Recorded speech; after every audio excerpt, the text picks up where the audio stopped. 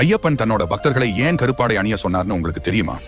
ஒருமுறை சனி பகவான் ஐயப்ப பக்தர் ஒருவரை 7:30 சனி பிடிப்பதற்காக சென்றார். அப்போது அங்கு வந்த ஐயப்பன் சனி பகவானை தடுத்து நிறுத்தி, எனது பக்தரை ஏன் தண்டிக்கிறீர்கள் என கேட்டார். அதற்கு சனி பகவான், அந்த பக்தருக்கு 7:30 ஆண்டு காலம் சனி தொடங்கியது, அதனால் அவரை பிடிப்பதற்கு செல்கிறேன். இந்த பூமியில் மானிடராய் பிறந்த ஒவ்வொருவரும் 7:30 ஆண்டு காலம் சனியின் துன்பத்தை அனுபவித்து ஆக வேண்டும். அதற்கு யாரும் விதிவிலக்கல்ல என ஐயப்பனிடம் கூறினார். சரி, இனிமேல் நீ தரும் தண்டனைகளை என்னிடம் சொல்.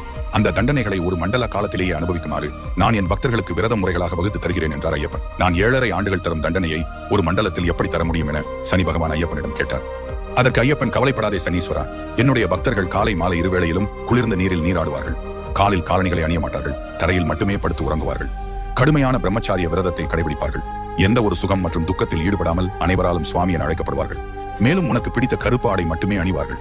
இப்படி சனி பகவானின் பார்வையில் இருந்து தன் பக்தர்களை காக்கவே ஐயப்பன் அனைவரையும் கருப்பாடை உடுத்த கூறினார். உங்களுக்கு ஐயப்பன் பிடிக்கும்னா வீடியோ லைக் பண்ணுங்க.